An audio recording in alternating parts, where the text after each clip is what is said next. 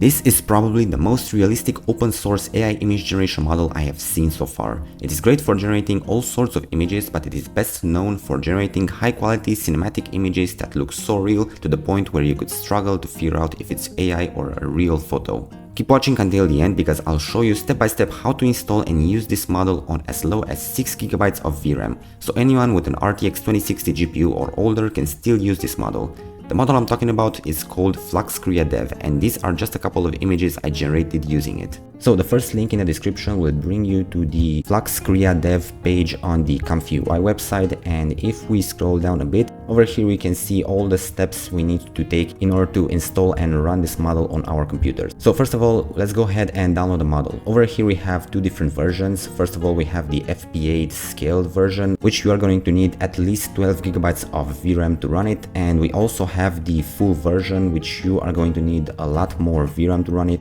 So I do not recommend using this model unless you have 24GB of VRAM or more. So let's go ahead and click on this link right over here. It will bring us to this page, and if we take a look over here, it says that it's 11.9GB large, meaning that we can fit this within 12GB of VRAM just fine. So let's go ahead and download this model.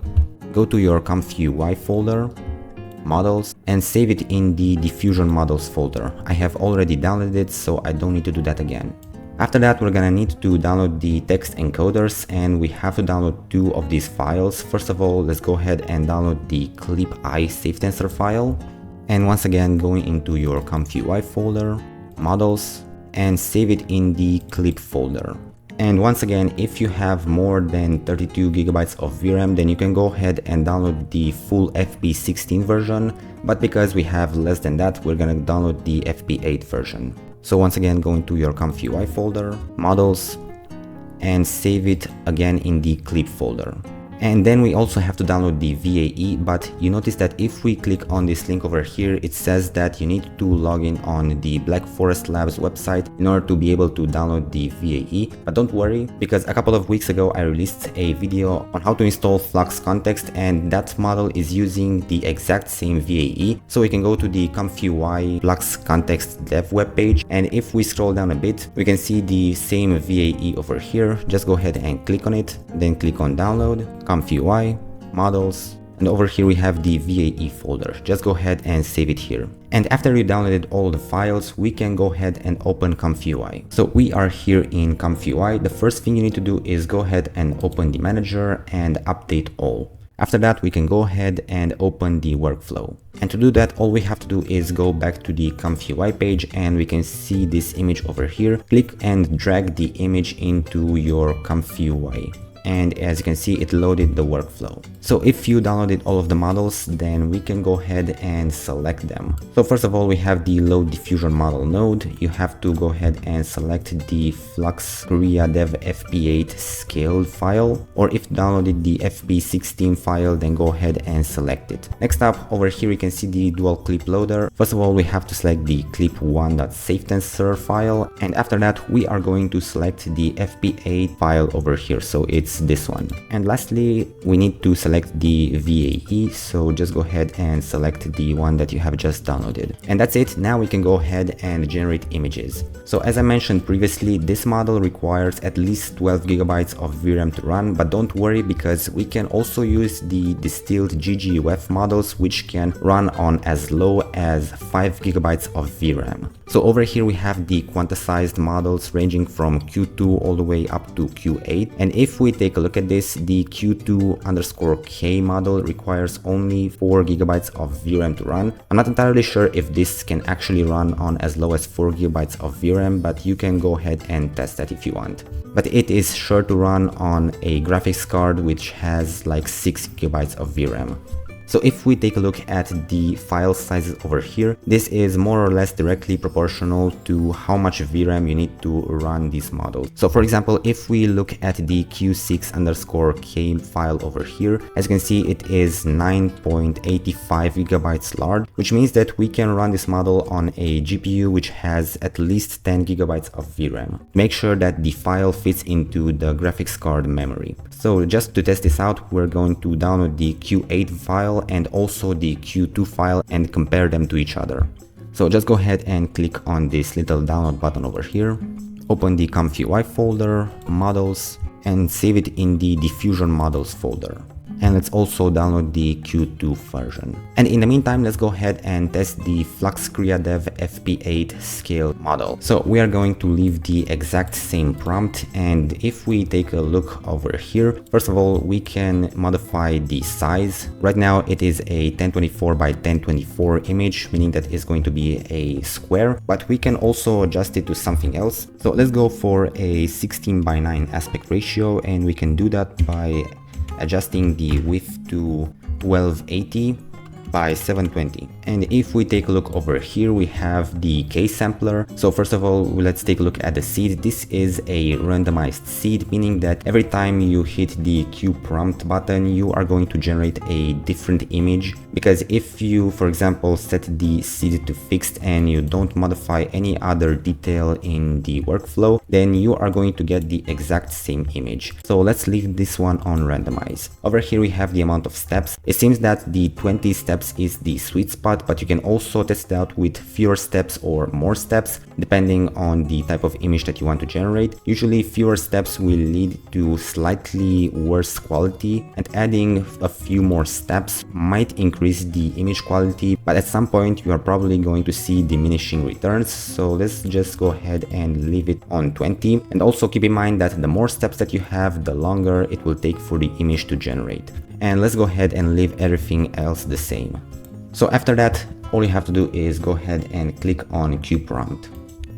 And looking at the task manager, you can see that the first time you run the model, it is first going to load into your RAM, and after that the image is going to start generating.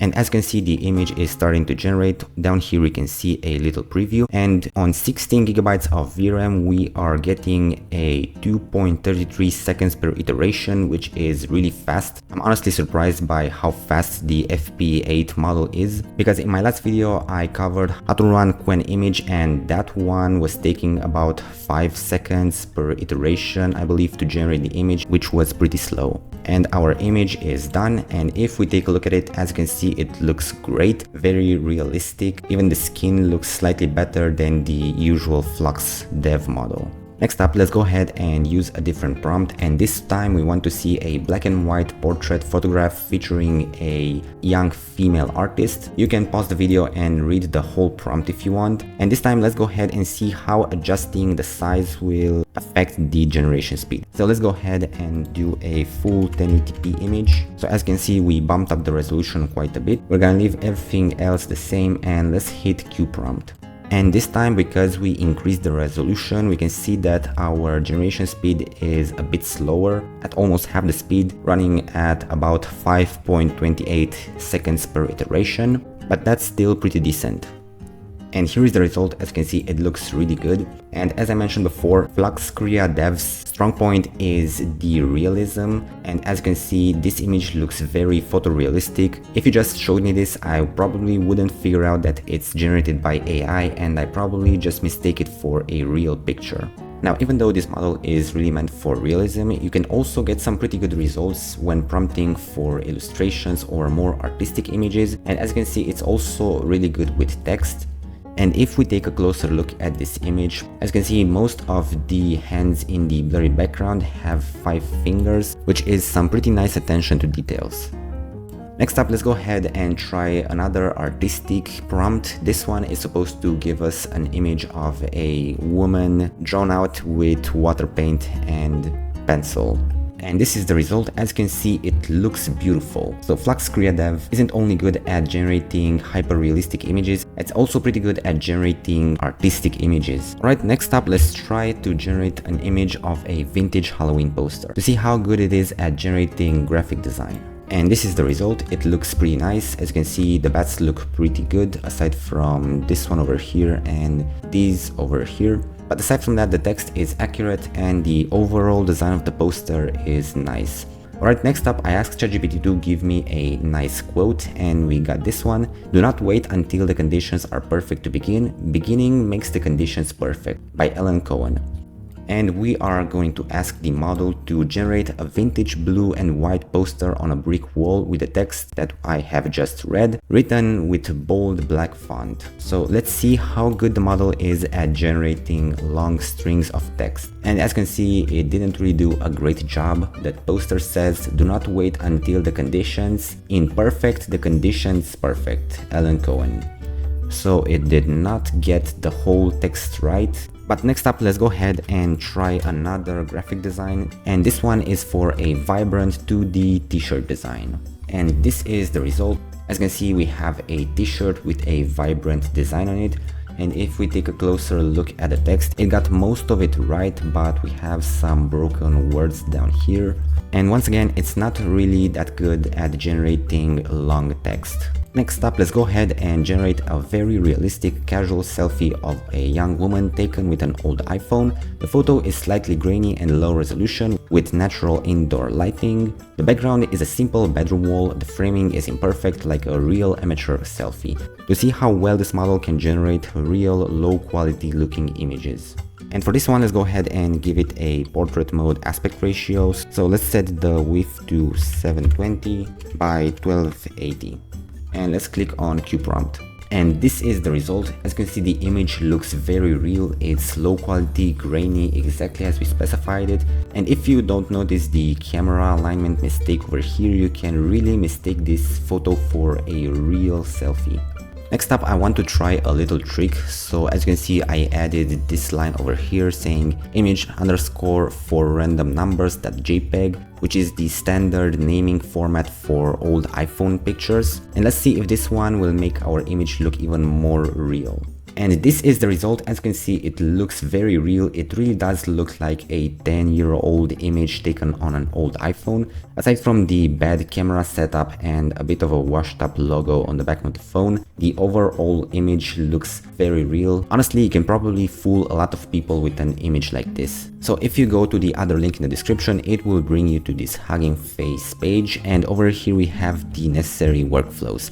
So we are using Flux Krea GGUF, so we need to download this file. Now go ahead and save it wherever you want. I have already downloaded it. And if we go back into Comfy UI and drag the file that we have just downloaded onto our workflow, as you can see, it is going to load the GGUF workflow. So first of all, we need to go to the unit loader node over here and select the model that we have downloaded. So over here we can see the Krea Dev Q2 and Q8 files that I downloaded. And let's go ahead and start with the Q8 version. And over here in the dual clip loader, go ahead and select once again the FP8 clip that you have downloaded, and in the other section over here, go ahead and select the clip I save tensor file.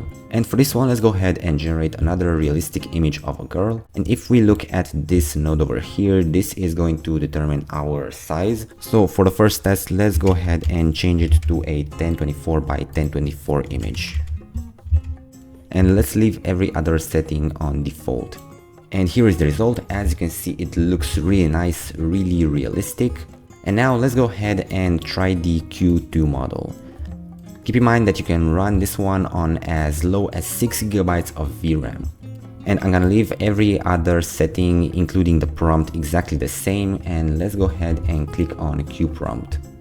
And I realize I selected the wrong model, rookie mistake I guess. Alright, this should fix it. Let's go ahead and try again. And here is the result. As you can see, even the Q2 version of the model looks really good. Maybe not quite as good as the full FP8 version or the Q8 version, but this one still looks really nice. Next up, let's try another example. This one should depict an image of a girl leaning against a crystal. And for this one, let's go ahead and change the aspect ratio to something like a full 1080p image. And this time, let's go ahead and start with the Q2 version. And this time we have a digital painting of a girl kind of leaning against a crystal, and it looks pretty nice. But let's go ahead and try the same prompt using the Q8 version. So once again, we're gonna leave all the other settings exactly the same and click on Q prompt. And here is the result. It looks good. In my opinion, it looks slightly better than the Q2 version, but the differences between them isn't really all that noticeable. Meaning that even if you have very low VRAM, something like 6 or 8 GB of VRAM, then you can still generate some really good looking images with this model. Alright, next up, let's go ahead and try out this very long prompt. This should show an image of Joker walking down the streets. And this time, let's go ahead and start with the Q8 version. And for this one, let's go ahead and switch the aspect ratio to something like 9:16. Alright, let's go ahead and click on Q prompt. And here is the result. It looks pretty nice. His face is really creepy. So let's go ahead and try the Q2 version. And once again, we're leaving every setting exactly the same. One thing I want to mention is that the Q2 version seems to be taking a little bit longer to generate the images. As you can see over here, we have the Q8 version, which generated the images at an average of